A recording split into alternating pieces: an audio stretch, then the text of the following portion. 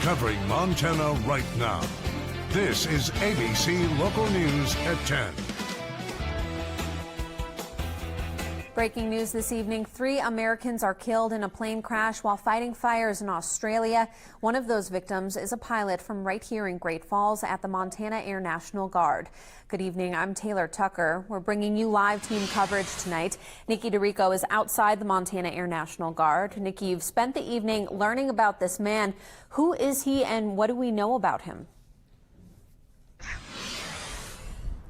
Taylor, he was Lieutenant Colonel Ian McBeth from right here in Great Falls. He was in Australia as a private contractor and not in a Montana Air National Guard capacity. Tonight we're learning he survived by his wife and 3 children. In what I've been able to find in just a few short hours, his love for his wife and children was evident to anyone who spent time around him. Several social media posts showed he was a highly qualified and respected C-130 pilot with many years of experience fighting fires both in the military and with Coulson Aviation. McBeth also served with the Wyoming Air National Guard. He spent his entire career flying C-130s and was also a qualified instructor and evaluator pilot. Just last year, he wrapped up his certifications in order to be able to go assist on fires like the one in Australia. And now details are still coming in as to exactly what happened. But what we do know is that Lieutenant Colonel McBeth was extremely qualified for his job.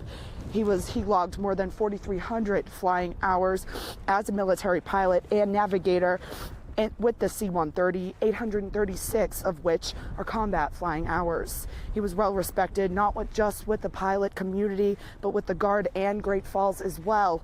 We'll continue to bring you more updates on air and online as we get them. For now, reporting in Great Falls, Nikki DeRico, Montana Right Now.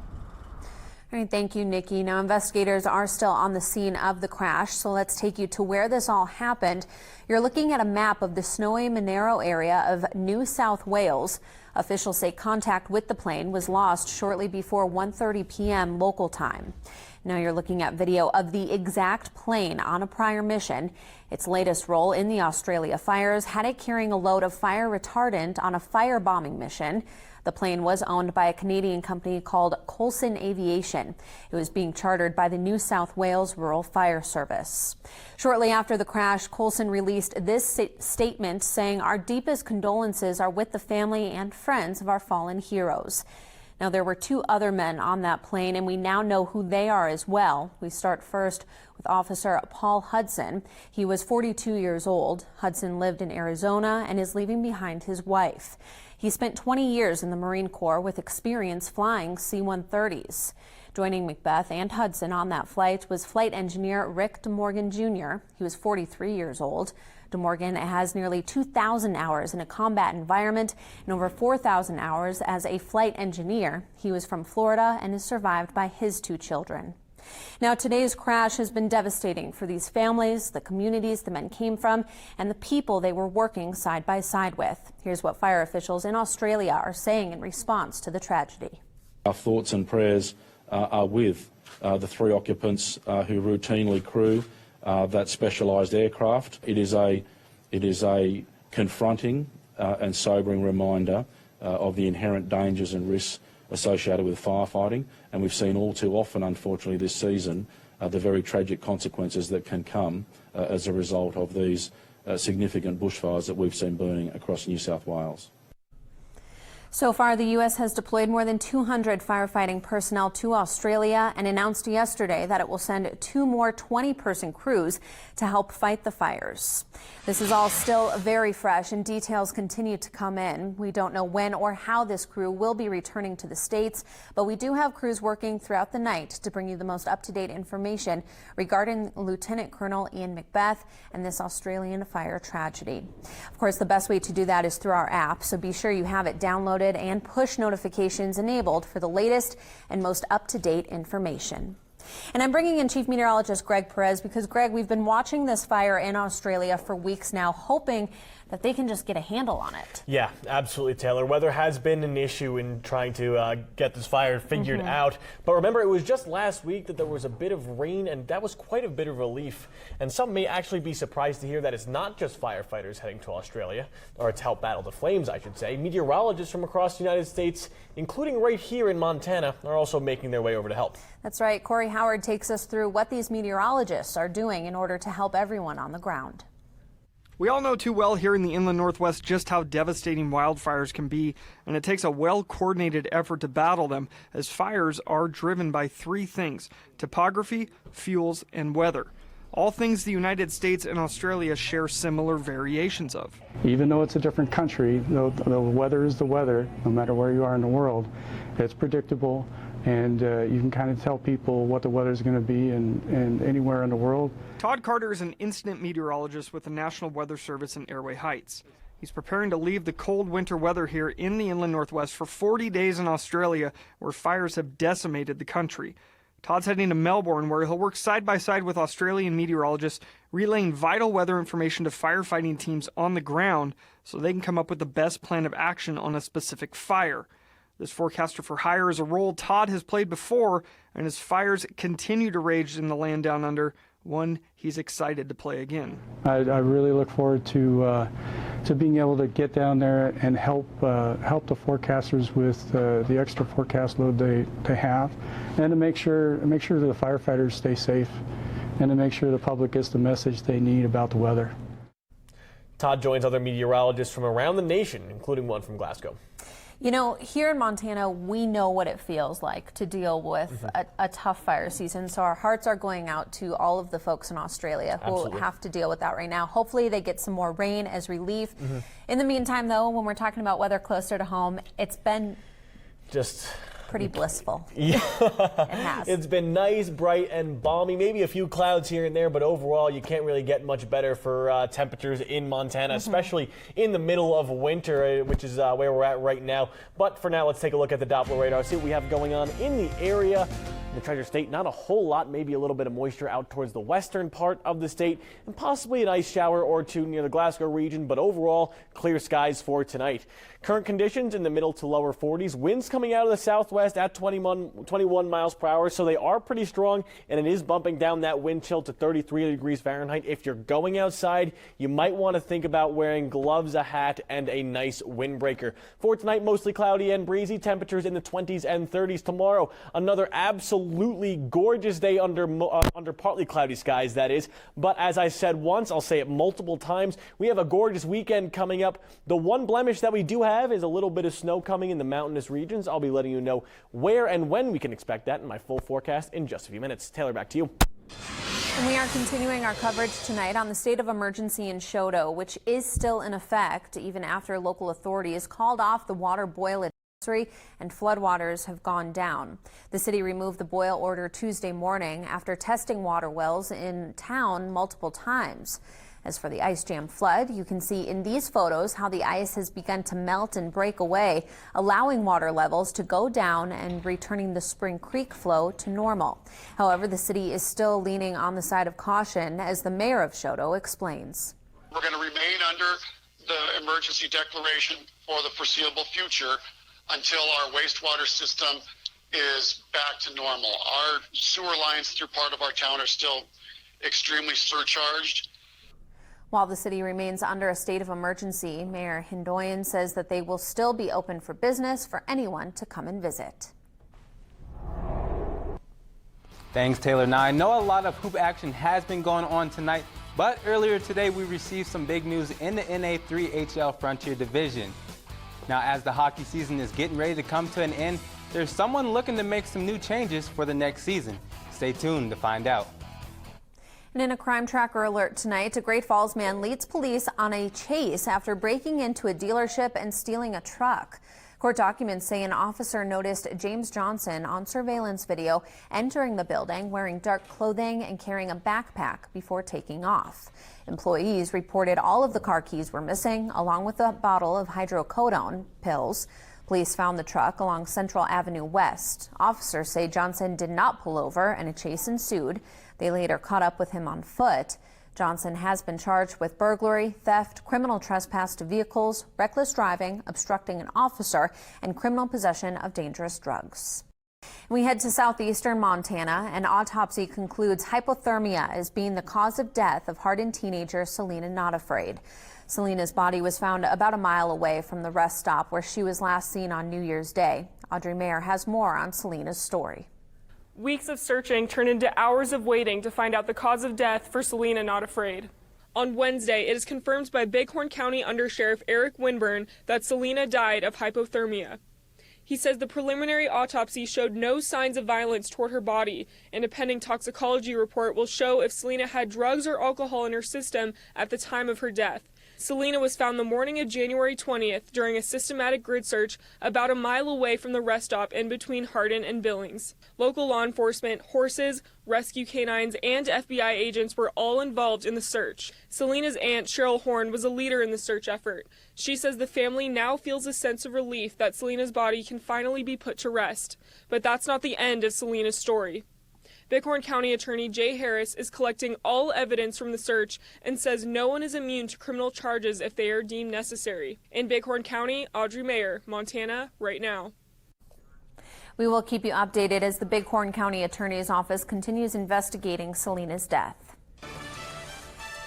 Stay with us. In just 3 minutes, our coverage of missing and murdered Indigenous people continues as one man's mission to help end this epidemic could be right in the palm of your hand. The story after the break.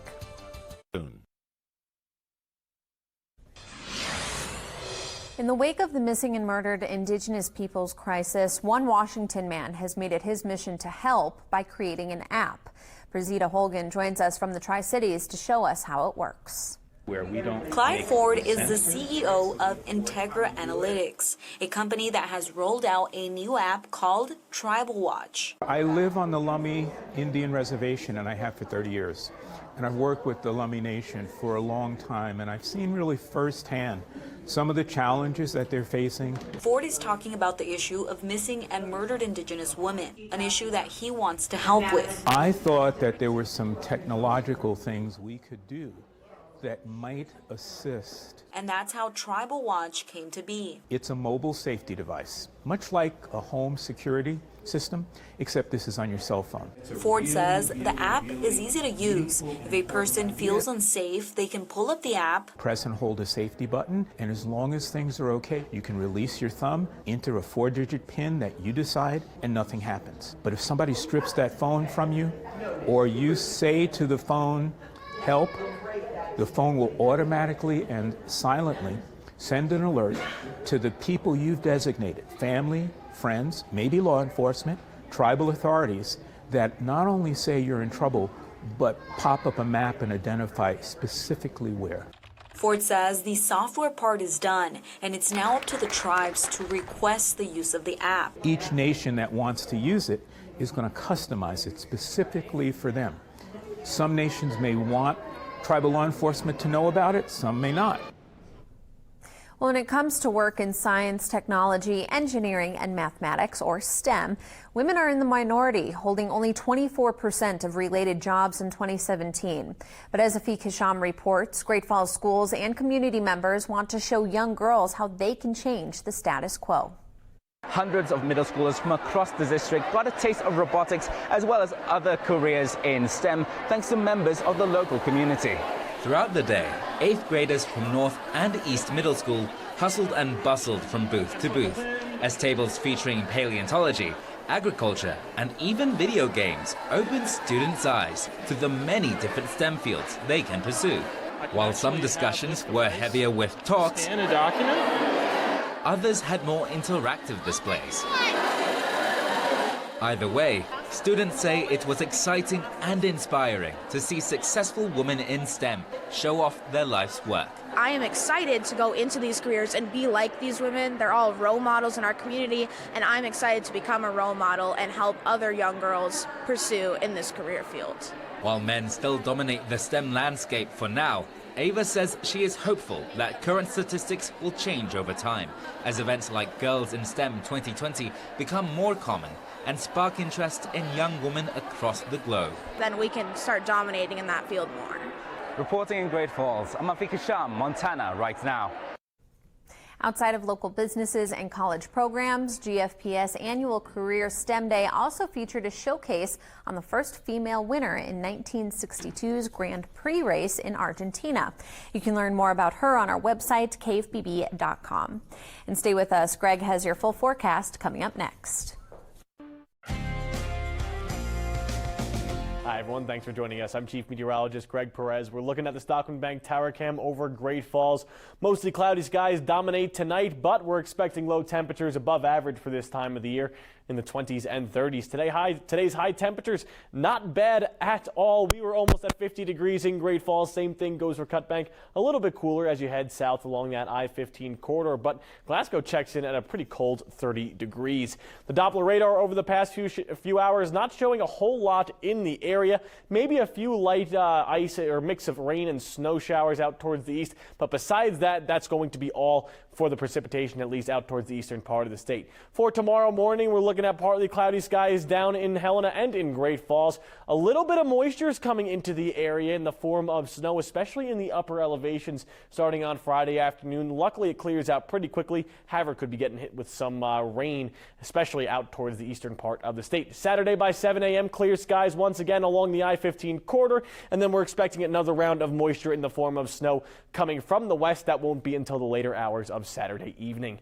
Temperatures right now all over the place in the 30s and 40s mainly, but up towards the north and east, as I said before, things tend to get a little bit colder out there. 26 degrees in Glasgow. Great Falls checks in at a pretty warm 42 degrees, though Helena and Butte are both at 35 degrees. Overnight lows, not bad at all. 20s and 30s above average for this time of the year. We stay at 20 degrees in Havre and in Glasgow. Great Falls is almost at 40 degrees in Helena, just a few degrees below freezing. And tomorrow's highs in the 40s and 50s. And up towards the north and east, a little bit warmer than it was today. We're in the upper 30s there, and eventually we're going to be in the 40s up towards the northeast within the coming days. Here's your 7-day forecast for Great Falls. Pleasant conditions on Saturday and on Sunday. Maybe a few clouds start to come into the area Sunday night and into Monday morning, but we stay in the 40s and 50s on Tuesday and Wednesday. As for Helena, very similar situation there. Partly cloudy skies on Saturday. We're chance of mix of rain and snow on Sunday. Monday we kick off the work week. Partly cloudy skies. Temperatures remain in the 40s. This has been a Check Your Forecast. We'll be right back after the break.